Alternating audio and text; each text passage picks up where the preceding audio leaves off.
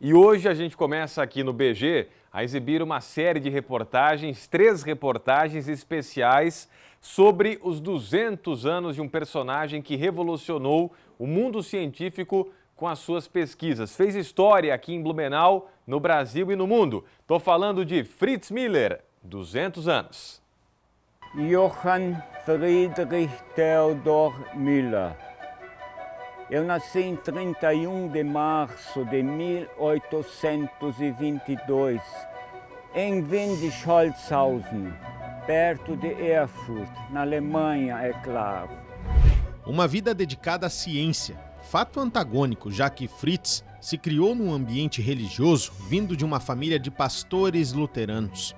Talvez a sede pelos estudos científicos foi impulsionada pelo avô Tromsdorf e pelo tio Hermann, químicos farmacêuticos que encantaram Miller com a atividade. Esse contato se deu da seguinte maneira. O Dr. Blumenau, quando jovem, ele trabalhou na farmácia de Tromsdorf.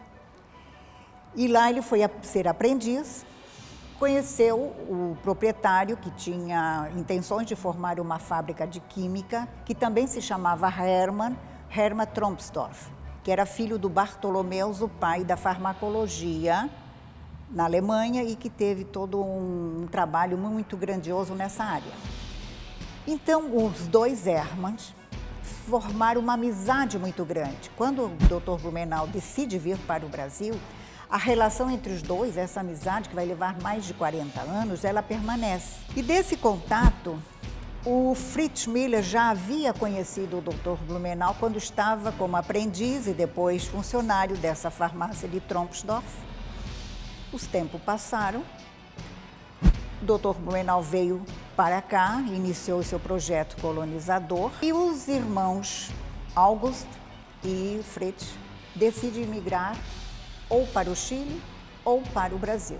Como havia essa relação com o Dr. Blumenau, de conhecimento, então decide vir à colônia Blumenau. A história também contribuiu. Nas primeiras décadas do século XIX, conhecimentos de física, química e o capitalismo industrial certamente influenciaram as investigações biológicas, principalmente com a criação de instrumentos para observar espécies.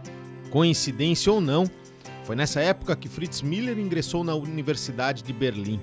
Relatos históricos apontam que já estava decidido a se tornar um naturalista. Quando ele começou a ter contato com filósofos da época, que eram filósofos, por exemplo, ele participava de grupos de discussões filosóficas de vanguarda e ainda de grupos mais restritos, onde as discussões filosóficas eram mais aprofundadas.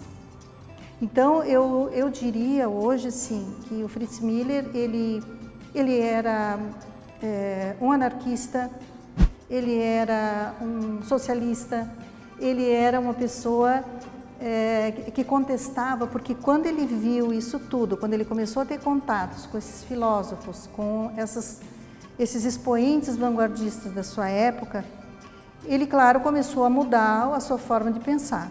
Por volta de 1845, Fritz Miller já era conhecido por seus trabalhos científicos e seu engajamento político gerou experiências ativas e também decepção. Firme em suas convicções políticas e filosóficas, se recusa a fazer o juramento religioso ao concluir o curso de medicina. E foi nessa época, por volta de 1849, que surgiu a vontade de exercer a profissão fora de solo alemão. Nós já temos um Fritz Miller que passou por várias transformações, que rompe com o seu sistema de convicções religiosas, adotando um ateísmo que causou um grande impacto na família e também a todos que o cercavam. Quando ele vai estudar em Greifswald, e Fritz Miller, ao fazer o curso de medicina, por negar a fazer o juramento usando a palavra de Deus, e ele não tem mais aquele caminho a seguir profissionalmente na Alemanha. Então ele viu na imigração uma saída. Eu vim para o Brasil em 1852. Aqui eu pensava que teria liberdade para viver em paz. E foi aqui que eu realizei grandes projetos, junto com minha esposa e minhas filhas. Os primeiros 4 anos na colônia Blumenau foram dedicados à sobrevivência num ambiente de mata tropical e fauna diversificada. Relatos apontam Fritz como um homem simples que vestia calça de brim dobrada nas canelas, chapéu grande na cabeça e um cajado que parecia fazer parte do seu corpo. O quartinho de trabalho media apenas 3 metros de cada lado. Uma mesa simples, junto à janela carregada com os utensílios de trabalho mais necessários. Entre eles, o velho microscópio utilizado por Fritz Miller. Inclusive aqui do meu lado, essa cadeira que está ali na ilustração. Tudo isso descrito por Alfred Müller, que era sobrinho de Fritz Miller e morou aqui em Blumenau entre 1890 e 1893. Se ele tivesse muita preocupação com uma série de detalhes, de coisas, de promoções e tudo, ele não teria produzido o que ele produziu. Então, assim, o único livro que ele fez foi Für Darwin, que foi aquele livro onde ele apresenta a defesa da teoria evolucionista de Charles Darwin através dos crustáceos da Praia de Fora, que é um livrinho de 80 páginas. É uma coisa assim que a gente fica espantada, tanto conhecimento, tanta importância e em tão pouco espaço. Ele era objetivo, ele era seco, ele era, ao mesmo tempo que detalhista, nas observações e nos desenhos, porque ele desenhava muito bem. Ele, no apresentar isso, ele apresentava de uma forma muito objetiva. Relatos como esses reafirmam a importância de Fritz Miller para a história de Blumenau, do Brasil e também do mundo. Descobertas do século XIX que são estudadas até hoje. Na reportagem especial de amanhã, vamos viajar um pouco mais na obra de Fritz e a importância da pesquisa dele para a sociedade científica de nosso planeta.